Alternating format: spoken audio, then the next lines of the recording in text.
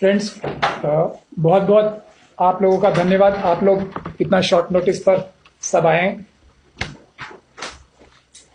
मेरा नाम महमूद प्राचा है। मैं एडवोकेट हूं विवेक भासनेत का, जिन्होंने एक public interest litigation Sikkim high court में फाइल की है। महमूद प्राचा, MEHMOODPRACHA। The subject matter of this public interest litigation is very crucial, not only for the state of Sikkim and the Sikkim state subjects, but also for India.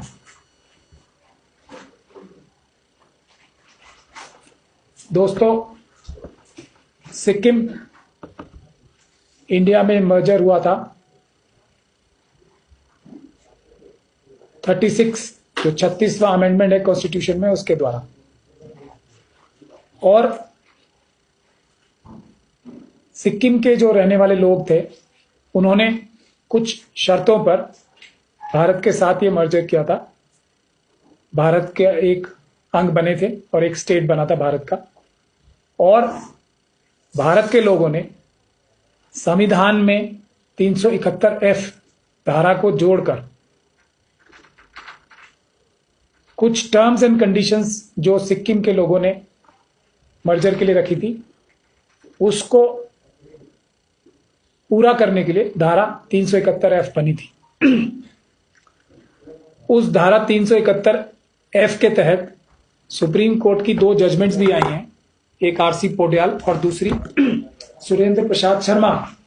इन दोनों judgements ने यह कहा है कि appointed date से पहले जो भी कानून सिक्किम के कानून थे पहले, और जो भी लीगल पोजीशन यहां पे थी सिक्किम में, वो कंटिन्यू रहेगी। और अगर वो 2 साल के अंदर अंदर बदली नहीं जाती है किसी प्रेसिडेंट के एक्शन से या पार्लियामेंट के एक्शन से।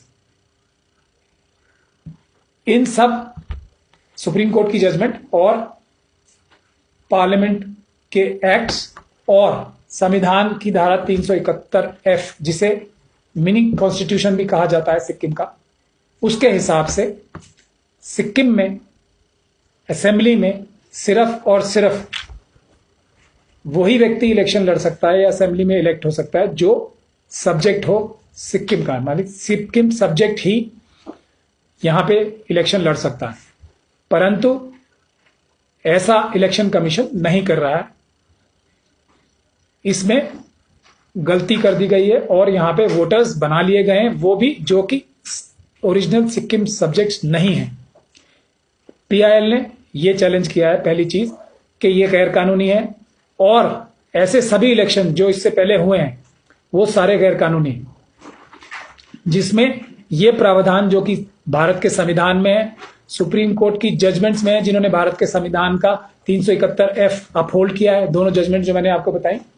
और उसके बाद जो भारत में पार्लियामेंट ने कानून बनाया, मैं अभी आपको वो पढ़ के भी सुनाऊंगा, उसके हिसाब से भी ये गलत। दूसरी महत्वपूर्ण चीज जो कि पिछले इलेक्शंस में गलत होती आ रही है, वो ये है कि भारत के संविधान के द्वारा, भारत के कानून के द्वारा सिक्किम की असेंबली में रिजर्वेशंस हैं। इस तरह से 15 सीटें रिजर्व्ड हैं भूटिया लेप्चा लोगों के लिए। ये आज का कानून भी यही है, इसमें कोई चेंज नहीं हुआ है आज तक, यही हमारी पिटीशन है। 1 सीट संगा लोगों के लिए रिजर्व्ड है। उसके बाद 15 सीटें जो ओरिजिनली रिजर्व थी Sikkimese of Nepalese origin, including song के साथ साथ, और 1 सीट पहले शेड्यूल कास्ट के लिए सिक्किमीज ऑफ नेपालीज ओरिजिन के लिए, जो नेपाली मूल के सिक्किमीज निवासी हैं, उनके लिए शेड्यूल कास्ट के लिए 1 सीट रिजर्व थी। परंतु धारा सेक्शन 7(1)A के तहत ये सीटें बढ़ाकर 2 कर दी गई हैं, यानी कि शेड्यूल कास्ट के लिए 2 सीटें रिजर्व्ड हैं, परंतु 14 सीटें अभी भी सिक्किमीज ऑफ नेपाली ओरिजिन के लिए रिजर्व्ड हैं। आज की कानून की स्थिति यह है, परंतु इससे पहले जो सारे इलेक्शन हुए हैं जिसमें ऐसा प्रोविजंस फॉलो नहीं किया गया, वो सभी गैर कानूनी है। और आज भी स्थिति यही है कि इलेक्शन इसी हिसाब से होने चाहिए।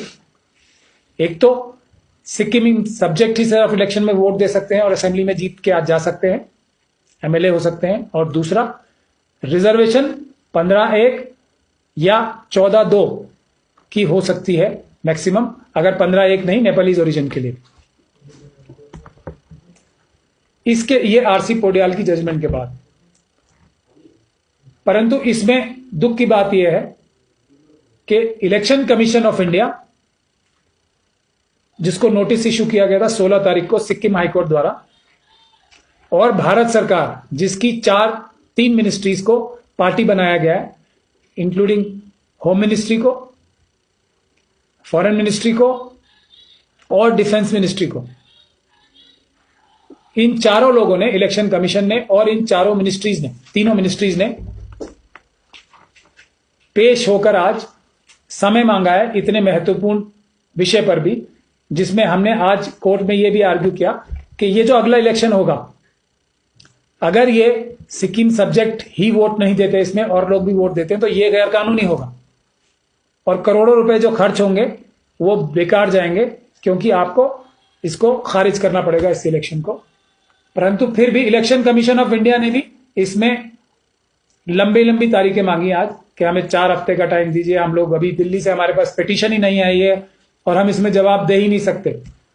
तो इससे साफ जाहिर है कि इलेक्शन कमीशन और भारत सरकार के पास जो तीनों मिनिस्ट्रियां हैं, हमारी पिटीशन का कोई जवाब नहीं है, क्योंकि आज भी उन्होंने कोई आर्गुमेंट नहीं किया, परंतु वो इसको डिले करके सिर्फ अगला इलेक्शन निकालना चाहते हैं, जो कि पिटीशन के हिसाब से और हमारे हिसाब से गैर कानूनी है। और सिक्किम की जनता के साथ, जो ओरिजिनल यहाँ के वोटर्स हैं, उनके साथ अन्याय है, बहुत बड़ा अन्याय है। क्योंकि जो कोई भी सरकार होनी चाहिए वो विल ऑफ द पीपल के हिसाब से होनी चाहिए, मतलब जनता की आकांक्षाओं और कानून के हिसाब से होनी चाहिए। तो इसमें दोनों चीजें डाइल्यूट हो रही हैं, क्योंकि जनता, जो सिक्किम की जनता है, वो सिर्फ स्टेट सब्जेक्ट है कानून के हिसाब से, भारत के संविधान के हिसाब से, और उसमें रिजर्वेशन भी 15-1 या 15-1 14-2 के हिसाब से होनी चाहिए, नहीं तो असेंबली गैर कानूनी है। तो इसमें इलेक्शन कमीशन को स्वयं ही, और हम इसमें कोई भी चीज ऐसी नहीं कह रहे हैं कि किसी कानून को आप बदलिए या कोई कानून गलत है, हम जो कानून आज जैसे है उसके हिसाब से ये कह रहे हैं। तो इलेक्शन कमीशन को स्वयं ये काम करना चाहिए, अगर वो नहीं कर रहे हैं ये, तो वो गैर कानूनी काम कर रहे हैं। तो मैं आप लोगों के माध्यम से सिक्किम के सारे ओरिजिनल इनहैबिटेंट्स जो है, जो स्टेट सब्जेक्ट्स हैं, ये गुजारिश करना चाहता हूं कि वो इस बात को महसूस करें और रियलाइज करें कि संविधान उनके हक में है, जो मैंने अभी प्रावधान बताए, कानून उनके हक में है, सुप्रीम कोर्ट के जो जजमेंट्स हैं उनके हक में है, सिर्फ उनको जागने की आवश्यकता है, क्योंकि ये भारत के संविधान की रक्षा की भी बात है और सिक्किम के लोगों के अधिकार, जो कि अब डाइल्यूट हो रहे हैं इस गैर कानूनी प्रक्रिया से, और पिछली सारी असेंबली भी गैर कानूनी थी, उसके लिए भी हमने सिक्किम के जो ओरिजिनल इनहैबिटेंट्स हैं उसके लिए कंपनसेशन मांगा है, क्योंकि जो भी कार्रवाई सरकार ने आज तक की है इन गैर कानूनी इलेक्शन से, वो भी गैर कानूनी है।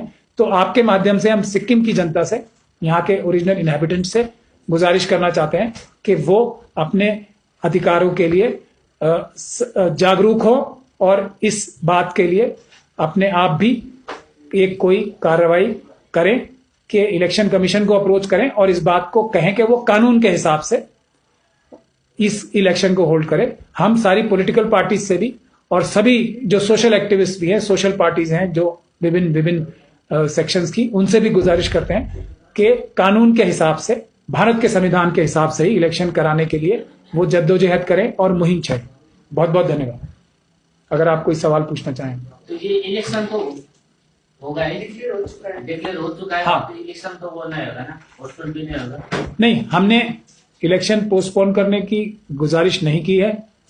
हमने सिर्फ, हमारी जो रिक्वेस्ट है वो ये है कि इलेक्शन कानून के हिसाब से। तो बाकी इंडियन सिटीजन का क्या होना चाहिए आपके साथ? तो कहीं और जाना चाहिए, मतलब they are not, they should forgo all their rights. एक ही रह गया राइट वोट डालने का वो भी छोड़ दे क्या? जो COI होल्डर नहीं है सिक्किम जी। में, वोटर है सिक्किम के, उन लोगों को क्या करना चाहिए? उन लोगों को यहाँ पे वोट देने का अधिकार नहीं है, ऐसा भारत का संविधान और कानून कहता है। कैसे मतलब उनका मैं आपको पढ़ के पहले से अधिकार है, जन्म सिद्ध, वो कैसे कैसे- जन्म सिद्ध अधिकार, How can you override the whole constitution? मैं आपको यही कह रहा हूँ, मैं कॉन्स्टिट्यूशन पढ़ के बताता हूँ आपको, हाँ, वही मैं अब आपको पढ़ के बता रहा हूँ। अगर कोई काम गैर कानूनी हो रहा है, जो भारत के दूसरे नागरिक हैं, वो जो कहीं के और के रहने वाले हैं, वो उनका वोट उस स्थान पे बनता है जहां के वो रहने वाले हैं, ओरिजिनल। और यहाँ पर करने का है, रामदास। जी शिफ्ट करने का है ना, जैसे आज- हाँ, आप आज भी चाहें तो अपना सिक्किम से बाहर अगर कोई भी भारत का नागरिक है तो वो अपना वोट कहीं और दे सकता है, उसमें कोई नहीं है। लेकिन मैं आपको कानून की धाराएं पढ़ के बताना चाहता हूँ। ये representation of Sikkim subject act है, जिसको सुप्रीम, पढ़ा मैंने, आप अपना समय बोला कि मैं आपका कमेंट लाती एक्सपर्ट। मैं एक्सपर्ट कमेंट यही बता रहा हूँ कि जो चीज शुरू से गैर कानूनी है, हाँ जी, हर एक भारत का जो दूसरी जगहों पे रहने वाला नागरिक है, भारतीय नागरिक सिक्किमीज भी हैं, जो दूसरी जगह रहने वाले भारतीय नागरिक हैं, जिन्होंने यहाँ कभी भी वोटर लिस्ट में अपना नाम चढ़वाया, वो शुरू से गैर कानूनी था, तो उसमें कोई अधिकार आपका क्रिएट ही नहीं होता। जो दूसरे नागरिक हैं, यहाँ पे कभी वो अधिकार क्रिएट ही नहीं हुआ है। तो आपके ये केस आप कंटिन्यूटी करेंगे? जी ये जो केस लड़ रहे हैं आप, इसको कंटिन्यूटी करेंगे? हाँ, हम तो कंटिन्यूटी करेंगे, लेकिन हम ये बोल रहे हैं, होगा फिर केस कंटिन्यू रहेगा? नहीं, अभी 1 तारीख की डेट लगी है अगली। इलेक्शन कमीशन को दोबारा कहा गया है कि अब आप जवाब दें।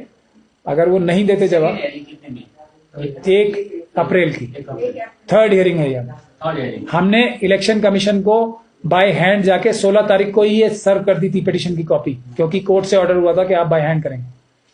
उसके बाद भी आज तक उन्होंने कोई जवाब नहीं दिया। ना उनका सीनियर एडवोकेट अपीयर हुआ, जूनियर एडवोकेट अपीयर होके सिर्फ ये कहा कि आज सीनियर एडवोकेट नहीं है और हमें टाइम देंगे। तो इतने महत्वपूर्ण विषय पे, जिसमें भारत के संविधान की बात है और सारे सिक्किम के जितने भी ओरिजिनल इनहैबिटेंट्स हैं, सिटीजन्स हैं, और उनके जो अधिकारों की बात है, वो जिसमें कंसर्न है, तो उसमें इलेक्शन कमीशन को ढुलमुल रवैया नहीं लेना चाहिए और बचना नहीं चाहिए इससे। क्योंकि अगर असेंबली इलेक्शन होते भी हैं तो वो गैर कानूनी कल को अगर कोर्ट डिक्लेयर करती है, तो उसमें सैकड़ों करोड़ या हजारों करोड़ जो आप इलेक्शन होल्ड करने में खर्च हो रहे हैं, वो जनता के दोबारा खर्च हो। डेट कब हुआ था, दर्द वो बता दीजिए और नंबर 16 ये PIL फाइल हुआ था, 16 को पहला हियरिंग हुआ था इसमें, 16th ऑफ दिस मंथ। उसके बाद 15 को पहले दिन हुआ था, 15 मार्च को, then next date was 16th of March. 16th of March को नोटिस इशू हुआ था इलेक्शन कमीशन को और गवर्नमेंट ऑफ इंडिया को। क्या इसका क्या नंबर है, नंबर